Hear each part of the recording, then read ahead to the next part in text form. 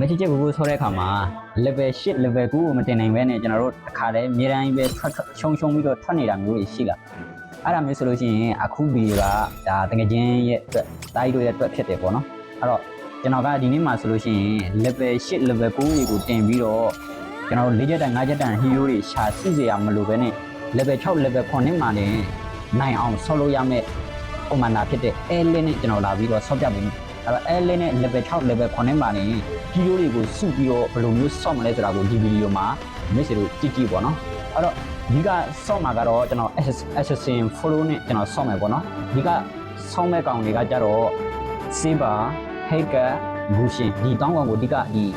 L ရဲ့ skill ကိုတုံးပြီးတော့ကျွန်တော်ဒီနေ့ဒါဆော့ပြပြီးသွားမှာပဲဖြစ်ပါတယ်အဲ့တော့ဘယ်လိုမျိုးဆော့မလဲဆိုတာကတော့ဒီဗီဒီယိုမှာကြည့်ပေါ့နော်အဲ့တော့တကယ်ကိုကောင်းတယ်သူ့ရဲ့ flow ရဲ့အားသာချက်ကကျွန်တော်တို့ level မြင့်လို့တင်စရာမလိုဘူးကျွန်တော် level 6 level 9မှာနေပြီးတယ်ပြီးလို့ရှိရင်ကျွန်တော်တို့တော်ရောင်တန်အောင်၄ချက်တန်3 star တွေပါကြီးကျွန်တော်ရိုက်ဖြတ်လို့ရတယ်ပေါ့နော်တော်တောင် hero တွေကကျွန်တော် AC အတတရလေးကျွန်တော်တို့ချလို့ရတယ်အဲ့တော့အခုကျွန်တော်စပြီးတော့ရအောင်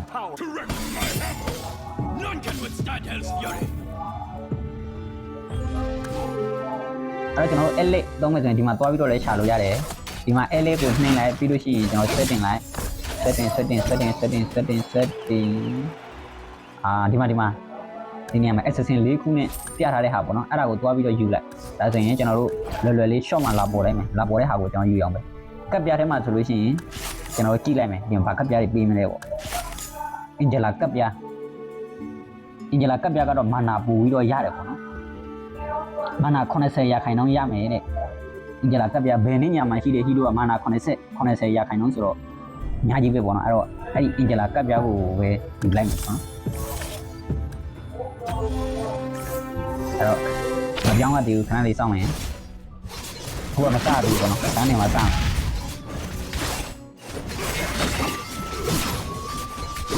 အခုရမှာတော့ကျွန်တော်တို့ဟီးရိုးမဝယ်သေးဘူးပေါ့ဘာလို့လဲဆိုတော့ဘာလို့မဝယ်သေးဘူးလဲဆိုတော့ level 6ကိုရင်တင် level 6ကိုတင်ပြီးတော့မှကျွန်တော်တို့ရှစ်ဆက်ပြီးတော့ကျွန်တော်လောက်ကြမှာပေါ့နော်There's nowhere to run. အဲ့ဒီကောင်ကိုI never miss a beat. The stars align against you.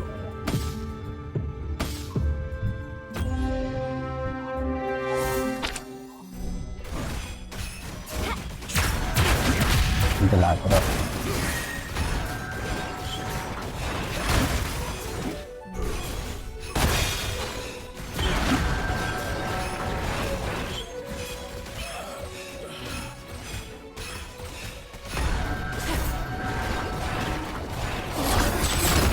ပတ်စံ30ချမ်းမယ်ပေါ့နော်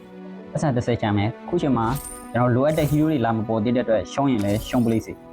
အဲကျွန်တော်လောလောဆယ်ရှောင်ထားအောင်မယ်ပေါ့နော် Kenshu, it's guided by the stars.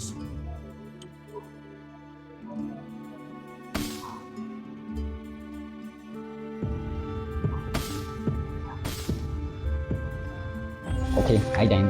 လောလောဆယ်ထားလိုက်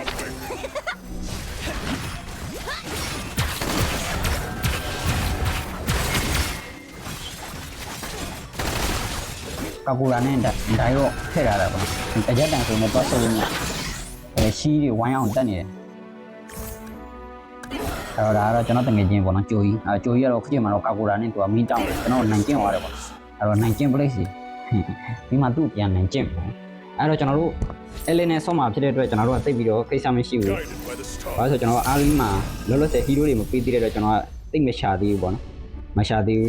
တော့မကြမ်းသေးဘူးပေါ့နော်အဲ့တော့ဒါလေးဒီ internet ရတယ်ဆိုတော့ကောင်းပြီဒါလေးယူလိုက်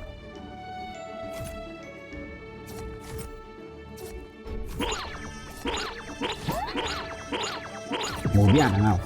ရော့လက်ခုပ်လေးပြီးပေးလိုက် Feel the Inferno's bite. ရော့ Kenshu, it's လောဆယ်ဒါလေးတွေပဲထည့်ထားလိုက်မယ် Standheld Fury. ဒီတိုင်းပဲထားလိုက်အောင်ဒီကဒီ assassin flow ကိုရှာရမှာပေါ့နော် hacker တို့ဘာလို့ hacker တို့ဘာလို့ရပြီဆိုလို့ရှိရင်ကျွန်တော်တို့ LS skill ကိုသုံးလို့ရတယ်ဒီလိုရှိရင်ရှာလို့ရတယ်ပေါ့နော် level 6ကနေစပြီးတော့ကျွန်တော်ရှာမှာ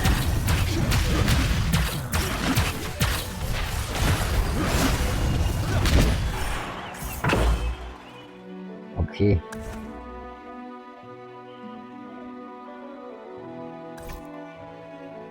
ကာကိုရာဟာလီကပ်ပြာနဲ့ကလာမရထားတယ်ခဲရထားတယ် Correct my hammer. Instinct's rage. My blade reigns supreme. assassin ကိုသုံးမယ်စပယ်ကိုပြီးတော့ My သူ့ကို rage ထည့်လိုက်ပြီးတော့ awakens. LA ရဲ့စကိတ်ကိုအခုချိန်မှာသုံးပြီး Instinct's rage. ထပ်ပြီးတော့ချရအောင်မယ်ဒါပေမဲ့ level 6ကိုနည်းနည်းတင်လိုက်အောင်မယ်ပေါ့ level 6ကိုရအောင်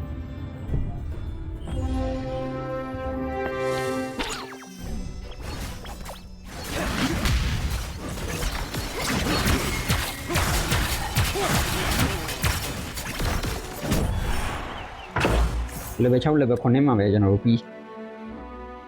ဘာလို့ level 6မှာလည်းရှာလဲဆိုတော့ကျွန်တော်တို့ဒီမှာဆိုဒီ fan တွေကကျွန်တော်တို့စုနေတယ် assassin တွေစုနေတယ်ဆိုတော့ကျွန်တော်ရှာရတာနည်းနည်းခက်တယ်ပေါ့နော်ဒါကြောင့်မလို့စိုးစီစီမြန်မြန်လေးရှာလိုက်တာကောင်းတယ်စပြီးတော့လှုပ်ရှားလို့ရတယ်ပြင်နေစပြီတော့ဘာယူရမလဲဆိုတော့သုံးချက်တန် hero တွေဟာအသက် speed 30 ရာခိုင်နှုန်းရမယ်အဲ့ဒါယူမယ်ဘာလို့လဲဆိုတော့ကျွန်တော်ယူမှာလေသုံးချက်တန် hero တွေပဲဆိုတော့ My rage is cosmic. ဒီမှာထားမယ်ပြီးတော့ဒီမှာထားမယ်ဘာလို့ Angela ဆိုတော့ Angela ရဲ့ဘယ်ဘက်မှာနဲ့ညာဘက်မှာရှိတဲ့ hero တစ်ကောင်ကမာနာ80 ရာခိုင်နှုန်းရတယ်ဆိုတော့အများကြီးပဲပေါ့အဲ့တော့မာနာအများကြီးရတယ်အဲ့ဒီနှစ်ကောင်ကကျန်တဲ့ကောင်မျိုးတူအဲ့တော့စတက်ခဏခဏသုံးလို့ရတယ်ပေါ့အဲ့တော့ဒီကောင်ကိုယူလိုက်မယ်ဒီကောင်ကိုဒီမှာထည့်လိုက်မယ်ပြီးတော့ find ထည့်လိုက်မယ်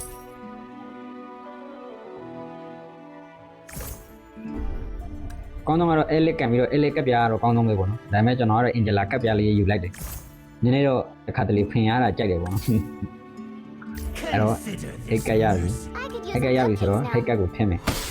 ဟိတ်ကက်ကိုထည့်ပြီးတော့စပယ်အဲ့လေးရဲ့စပယ်ကိုသုံးမယ်ဒါပဲပြီးတော့သူ့ item ထည့်မယ်ဒါပဲအဲ့တော့ဘယ်နဲ့ညာဒီလိုမျိုးလေးသွားမှာပေါ့နော်ပြီးရင် Gusion တစ်ကောင်ရှာရမယ်ကျွန်တော် Gusion တစ်ကယ်ရှာပြီးတော့ level 9ကိုတင်ပြီးတော့အဲ့ဒါပြီးပြီဘာမှမလုပ်ကျွန်တော်အရင်လိုဆက်ပြီးတော့ပြီးလိုက်ကျွန်တော်ဘယ်လောက်ရမလဲဒီကြတယ်ကျွန်တော်တို့1 2 3 4ထဲမှာတော့ဝင်တယ်လုံးဝနိုင်ဖို့အတွက်များတယ်ပေါ့ဒီ flow နဲ့ဆောက်မယ်ဆိုရင်1 2 3 4ကတော့လုံးဝရတယ်တေချာပုတ်ပဲအဲ့တော့လုံးဝကျန်းတယ်ပေါ့နော်ကျွန်တော်တို့ level တခြား commander နဲ့ဆော်ရရှိရင် level 9နဲ့မရဘူးပေါ့နော်ကျွန်တော် level 8 level 9 level 10လောက်တင်ပြီးတော့မှကျွန်တော်တို့ hero တွေချပြီးတော့မှအဲ့ဒီချိန်မှာတိုင်ပတ်ပြီးတော့ hero တွေလည်းမရပဲနဲ့ See your အဲ့လိုမျိုးဖြစ်ကုန်တာပေါ့နော်အဲ့တော့အခုချိန်မှာဒီပုံစံလေးနဲ့ကျွန်တော်ကျန်းမှာလို့ဖြစ်ပါတယ် astray. တော့လေးချက်တန် hero တွေအများကြီးပဲလာပေးနေတယ်တကောင်မှမယူဘူးကျွန်တော်ဒီတိုင်းပဲချတာပေါ့နော်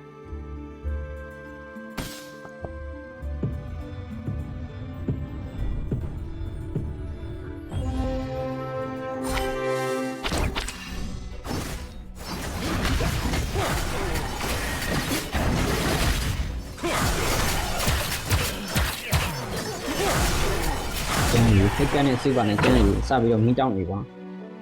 အဲ့တော့ထပ်ပြီးတော့ကျွန်တော်တို့ဘယ်လိုလာမလဲဆိုတာတော့ဆက်လှည့်ထားမယ်ဟာစိတ်ပါတကောင်ရပြီခေခဏလေး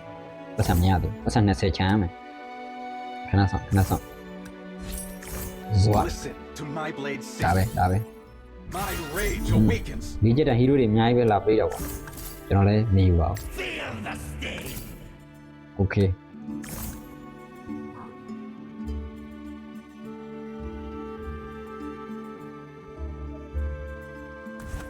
လက်စရီမျိုးပါတော့ရပြီဟာကောက်ပူရာမဆမန်းနဲ့ညောင်နဲ့ Kenshin, I Hold on. can feel your fear.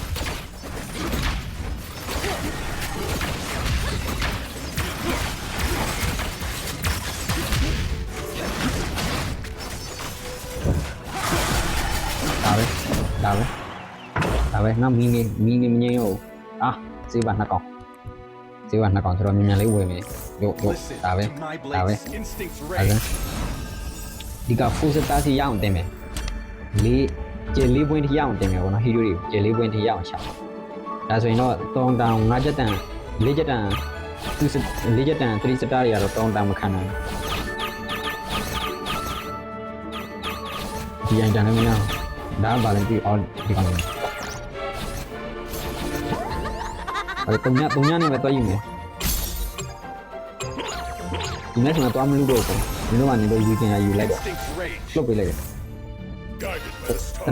နာလို့လှုပ်ပေးလိုက်တယ်ဒီကောင်းပါလေ Pirate 80k မာနာ80ရမယ်လေโอเคအဲ့ကောင်လုံးအဲ့ကောင်ဒါနဲ့တော့ဒါပြီးတော့ fight ထက် I can see yours. None can withstand Hell's fury. โอเคအဲ့တိုင်းထားလိုက်မယ်လို့လို့ဆက် Feel the inferno's bite.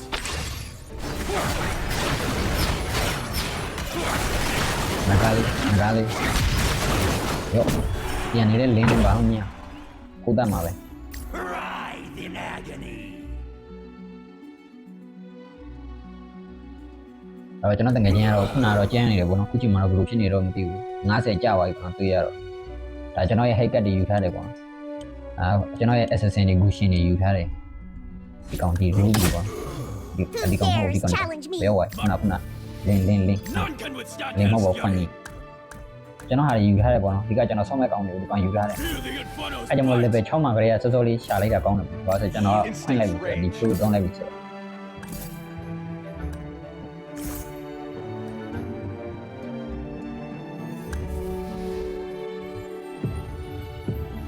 တကောင်နှစ်ကောင်ဒီမှာဆိုရင်ကျန်2 point လည်းရှိသေးတယ် None can withstand Hell's fury. အဲ့တော့ကျွန်တော်ဟီရိုတွေအများကြီးပါကုန်ပြီအဲ့တော့ဘာမှမရသေးတယ်ဆော့ထားပေးတာတော့ဆော့ထားပေးတယ်ဆော့ထားပေးဆော့ပါလေအဲ့လိုမျိုးဖြစ်နေအပေါင်း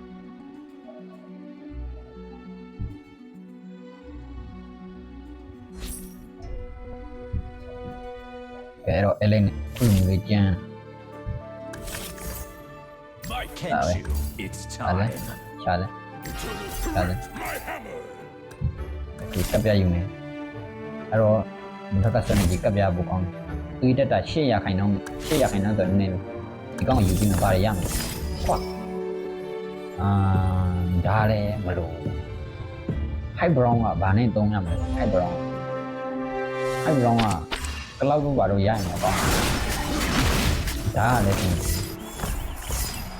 Feel the inferno's bite. ဒီကောင်ယူလိုက်မယ်ဒီမှာဆိုရင်ဒီကောင်ယူလိုက်မယ်ဒီကောင်မှာတော့ high brown မယူလိုက်တော့ You don't belong here. My rage is cosmic. ငွေရှင်တော့ရပြီ Daggers hit hard. level 9ကိုတင်ဖို့ပဲလို့တော့စေဒီတိုင်း assassin 6ခုထည့်လိုက်မယ်ဒီထားလိုက်မယ်ဒီထားလိုက်မယ်ပြီးတော့ဒီပါမှာလောလောဆယ်ထည့်ထားလိုက်မယ်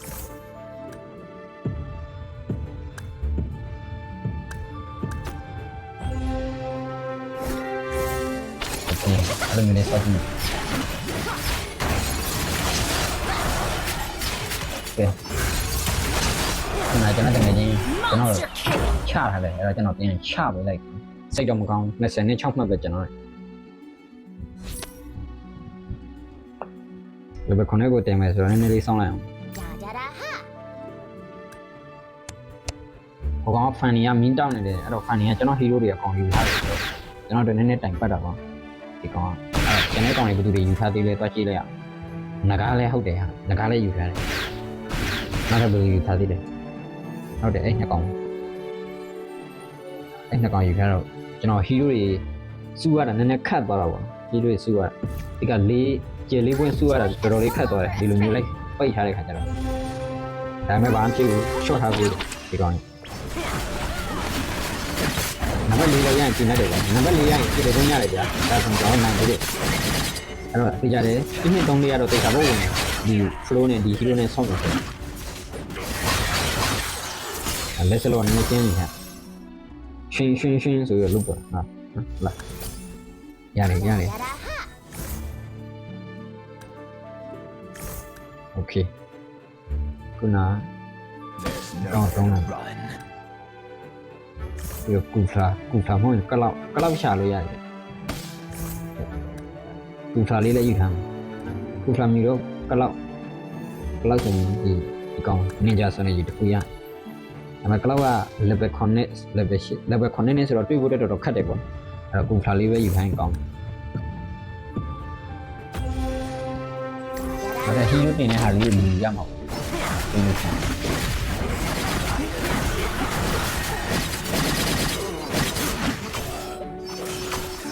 ဒီစိတ်ကငါဟိုက်ကြပို့ချင်အဲ့တော့ကျွန်တော်တကယ်ချင်းတော့ထွက်ပြီးစိတ်တော့မကောင်းဘူ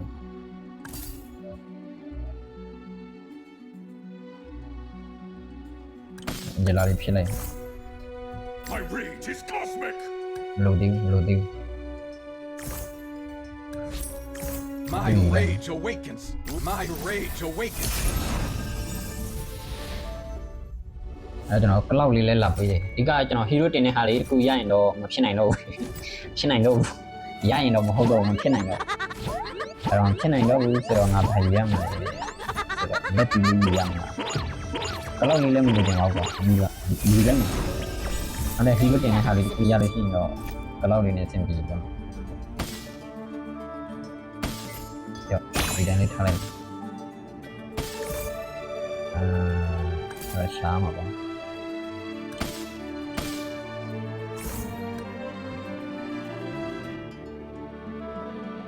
အဲ့တော့ဝီစင်ကိုပဲသုံးရမှာစပယ်ရ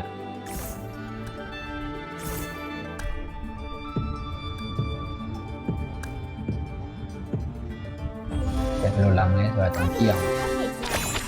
ဒီလာလေးကတော့နေရာဒီစတာရှိ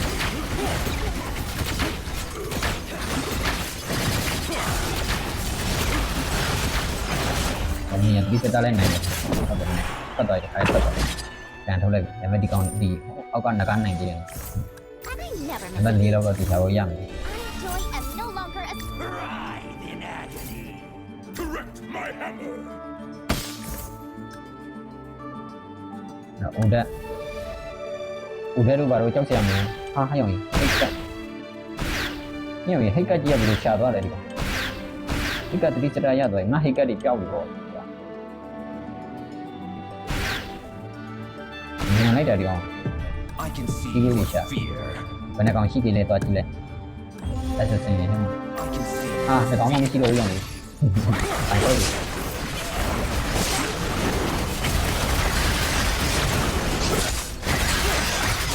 အားလုံးဒီစတာငါနံပါတ်4လောက်တော့ရမှာနံပါတ်4လောက်ရရင်တော့နိုင်သေးတယ်အဲ့တော့အခုချိန်မှာတော့ကျွန်တော်ဟီရိုတွေပိတ်ရတာဖြစ်တဲ့အတွက်စိတ်ပြီးတော့ရှောင်တွေ့တာပေါ့ဒီပါဒီစတာရပြီ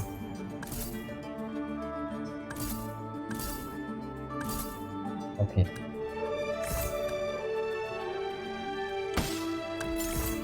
Feel the Inferno's bite. စလန်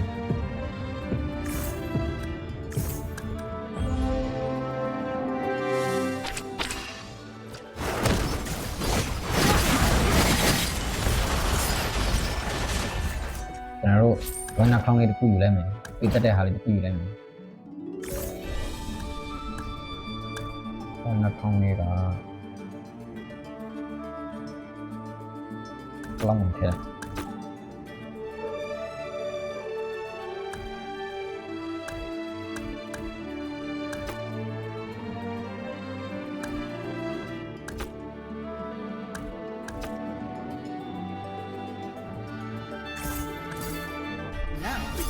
ဒီတက်ရ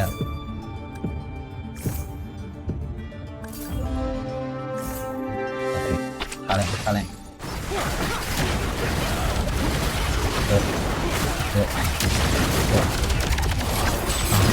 တကယ်ကျန်နိုင်ပြီနံပါတ်4တော့မရဘူးနံပါတ်4ဆိုတော့နိုင်တယ်ပေါ့နံပါတ်4 I could use some cupcakes now. my rage awakens. အကြတော့တကောင်မှမရှိတော့စေးပါတော့သုံးပုံကြံသေးတယ်ဒါတော့ defining ပေါ့နော်အဲ့ကျွန်တော်ဒုက္ခပေးလိုက်တာ I can see your fear.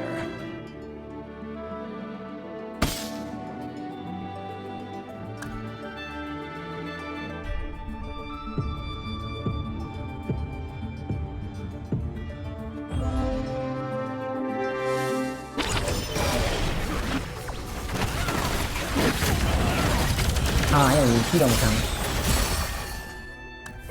What the hell 真的ကြီးဆယ်ခုတာ Target. ကြည့်ပါဘာဖြစ်လို့တလောက်တော့ကျန်းနေကြည့်တော့မခံစနေကြီးဆယ်ခုလေဘယ်လိုများရလိုက်လဲမသိဘူးတလောက်တော့ကျန်းတယ်ဒါဖြစ်တင်လား Sever it all. ဖြစ်တင် They ဖြစ်တင်လား can't define me. နောက်ဆုံးပွဲဖြစ်မယ်ပေါ့ My, Okay, where's I can the- see your ကြည့်နေ fear. တော့ရှားလိုက် I could use some cupcakes now.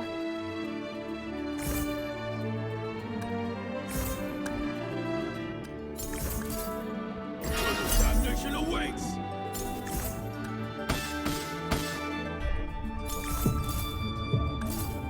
တယ်မှာဒီတော့ဘာကောင်းမလို့ဒီဘာတော့နှစ်ထောင်တင်နေ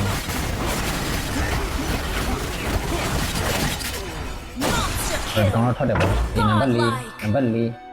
ဟုတ်တယ်ဗျာနံပါတ်3ရတယ်ဟုတ်တယ်ဗျာနံပါတ်3ရတယ်နံပါတ်3တော့ရသေးတယ်ပေါ့တနေ့ကြီး10ခုနဲ့ကောင်းနေတွေ့ရင်တော့ကျွန်တော်နိုင်တော့ပြီ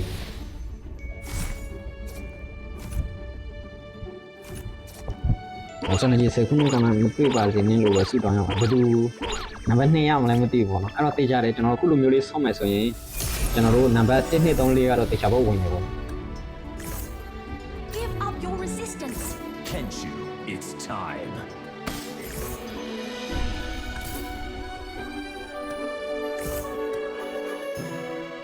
ဘုရားကဘာမှမဆိုင်အောင်ဘုရားကမချင်ဘူး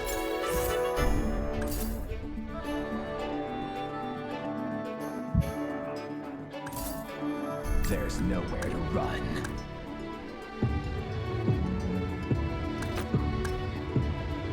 I